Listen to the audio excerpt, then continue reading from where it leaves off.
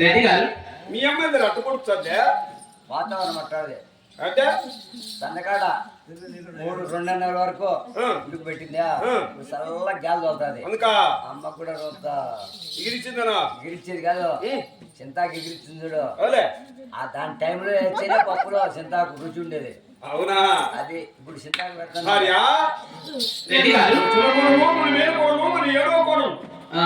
నా మాట వినలేదని గేట్ వద్ద పెట్టాం గేట్ వద్దకు వెళ్ళి దాని నష్టం కూడా నాకు కలిగించి ఆటో దగ్గర పెట్టించి మన దేవుడు కల్పించాలి. అయినా నీ చెల్లెలు కూతురు కదా నువ్వు పలికించలేదా? చెల్లెలు కూతురని చెప్పి చూసినా నా మాట వినలేదు.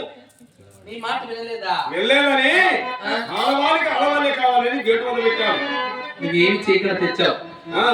మా ఆయన ఎంత మంచోడు చూడండి. మంచోడు మంచోడు అని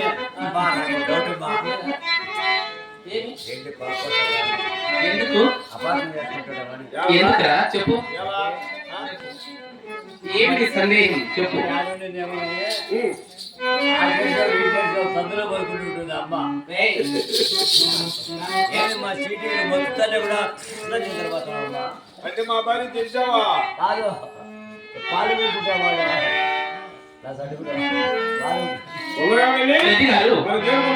ఏది ఏమైతే ఉంది పెళ్లి చేసుకుని వచ్చిన తర్వాత ఇంతవరకు తెచ్చావు కదా, సరే మీరు లోనికి వెళ్ళండి. నేను ఉన్నారు కదా, నీకెందుకు పోయాను?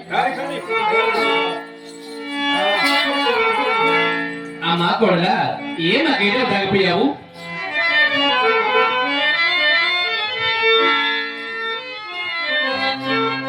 ఇటు వేళలో బయలుదేరనే దొరసాని నాడమ్మా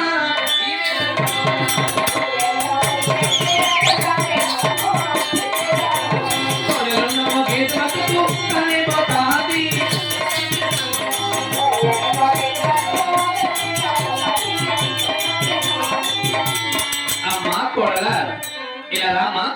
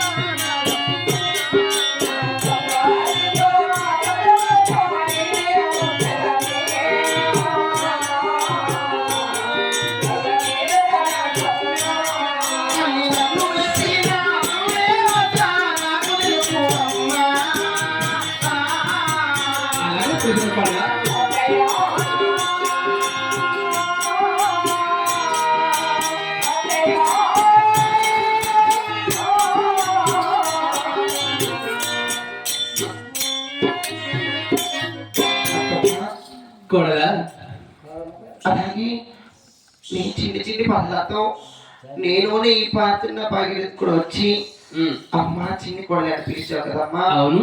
అలాగే నీ యొక్క బంగారు 10,000 వదనాలు తల్లి. సుఖీ బాబా సరళగా వద్దలేవమ్మా. కోడలా నేను కూడా ఈ గేట్ వద్దకు నడిచి వచ్చావు కదా, నీవు వచ్చిన పనులు మా అత్త అడుగుతున్నావా? అలాగే తెలిపలే కోడలా. నా 6 మంది కోడలు పెళ్లి చేసుకుని వచ్చిన తర్వాత ఈ గేట్ వద్దనే పని పాటలు చెప్పి ఆ 7 అతల వెనక తీసుకువెళ్ళాను. నిన్ను కూడా ఈ గేట్ వద్దని ఆ ఓలమండ పట్టణం పద్ధతిలో చెప్పి 7